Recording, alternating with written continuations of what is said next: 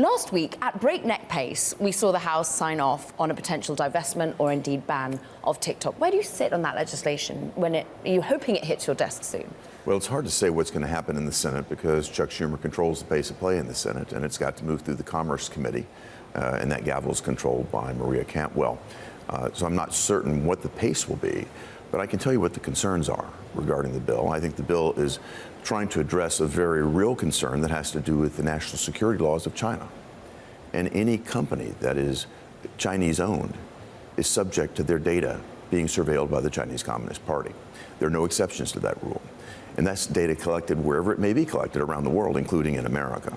The concern that this bill is trying to get at is the concern about the privacy of Americans' data and a desire not to allow that data to be surveilled by the Chinese Communist Party. That's a very real concern.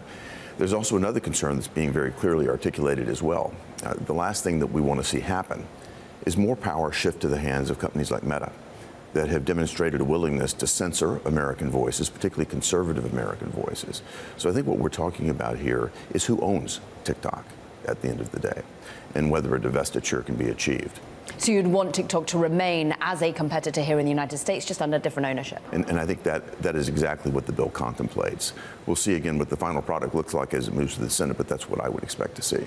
There has been some heavy lobbying, shall we say, coming from TikTok on the Hill, and it was notable that almost the person who first got the ball rolling on analysing the ownership of TikTok and indeed its persistence here in the US was former President Trump. And then he changed his opinion. He went more on the concern around Meta. Do you think that was to do with lobbying? What do you think changed his mind? I really doubt it has anything to do with lobbying. I think it probably has a lot more to do with what we saw come out in the X-Files, in the Twitter tapes, and the degree of censorship that's taking place between the Biden administration and companies like Meta, and Meta's willingness to get involved in elections. I think everybody was deeply surprised and shocked with the suppression of the story about Hunter Biden that was suppressed from the New York Post, the degree by which this government, certainly this White House, has been, quote, flagging posts of concern to them, and that all feels like censorship to most Americans. I think that's the point, that's the concern that President Trump is highlighting. To go the other route, and many people feeling that what they don't want to see happen is a lack of freedom of speech, a lack of an ability to use this platform. So if it was to remain in the United States, who should own it? Who should be a buyer? Well, I'd certainly prefer an American to own it, and that's the needle I think this legislation is trying to thread right now. Should it be a social media company? Should it be individual investors? I know that your background is such. Well, it's going to be a large price tag, I feel pretty certain. So it's hard to predict, and nor do I think legislation should dictate who that buyer might ultimately be. But we'll see what happens. Then when it comes to, ultimately, we understand the Justice Department, other agencies are holding closed-door briefings this very week in the Senate to advance the legislation. Would you want it to happen in the next couple of weeks, in the next month, given the other list of prioritizations you have on Capitol Hill? Well, the first thing we've got to do is actually keep the government open. And we're right up against a deadline this Friday, yet again. It's legislative malpractice in my mind. We've actually finished the appropriation bills back in July of 2023. Yet the process has lingered on. Senator Schumer brings up, appointee after appointee. This has been a non-serious approach to something very, very serious. So we're going to wind up, we still don't have the final text of the very last bill as of this morning, as we're meeting. That may come sometime tonight. It creates massive amounts of frustration in the Senate when we're given a massive bill. This will probably be over 1,000 pages and just a number of hours, maybe 36 hours to read it and review it. We should have an open process where a senator is allowed to review it, to amend it, to be on the floor. And this, again, creates a great deal of frustration amongst my colleagues when we're not allowed to do that. Frustration aside, do you think that we will be able to avoid some sort of government shutdown by the end of the week?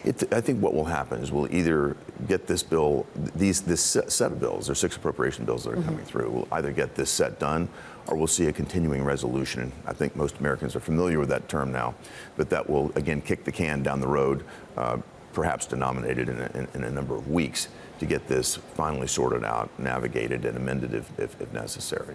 Many would say that the slow pace of lawmaking and indeed what is happening towards this week is a blame it on the border, has all been surrounding antagonization between Republicans and Democrats when it comes to the contentious issue of the border and immigration. Would you agree? Well, it's certainly a contentious issue, and in the last series of 6 bills, I brought forward an amendment that very clearly put the point in front of the Senate.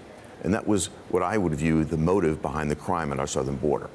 And the motive is this: Democrats want to count illegal migrants in the allocation of congressional seats and electoral votes.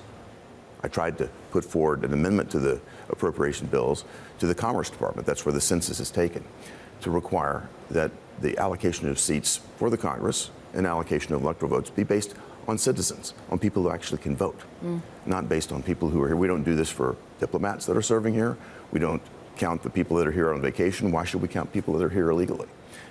But that's the way it's working right now, which gives an advantage to states, frankly, that are losing population. You think about New York State, you think about Illinois, you think about California. That's where sanctuary cities are located. New York City, Chicago, Los Angeles, San Francisco. These act as magnets for people that come into the country illegally. If you think about it, they see a city that says, not only are we not going to enforce the immigration laws, but we're going to provide housing and benefits and things of that nature. You can see that there would be a disproportionate movement in that direction. If you look at the number of people that have entered our country illegally under President Biden's watch, just over 3 years, the estimates are somewhere between 8 and 10 million people. That would account for up to 13 congressional districts. That's a significant amount of power that we're allocating based on people that are here illegally. I don't think the average American even understands that this is happening. I think most people are shocked when they find out that we don't base one person, one vote on the number of citizens that are here, but rather we allow that to be diluted. And Senator, ultimately, there is great division, clearly, between two parties at this moment around a whole manner of things, one of them key being the border immigration issues. And yet, where there has been bipartisan agreement has been around the area that I cover, which is technology. Yes. Has been a need to regulate big technology companies here in the United States, or indeed to potentially curtail certain ownership of certain big tech companies that are here in the United States. Why hasn't actually laws been made, changes been done in this time of bipartisanship on these particular issues? You know, it's difficult to say. As I mentioned, we had every single Democrat line up and vote for counting illegal immigrants and every Republican against it. We find these sharp divisions, and then when we get to concerns about China and conversations about technology, there is bipartisan interest and a bipartisan desire to do something. Again, I'll come back to the process, though, and the lack of prioritization. I think the American public expects us to do something about that. The cryptocurrency arena is a great example. It's an area where I want to see the innovation remain here in America. With the new ETFs that have been issued, the amount of interest, the amount of Americans that are investing in these ETFs right now has really, I think, heightened the need to do something legislatively. Yet we continue to kick the can down the road. I think there's probably real possibility to do something on stablecoins, I hope in the near future. But instead, politics seems to always rule the day, and we wind up voting on things like nominees and things of that nature that are much less significant to the American public.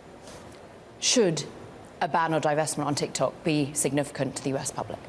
Well, I think it would be quite significant because of the number of users. I think the count is 170 million users of TikTok. So I think there's a great interest in what happens here.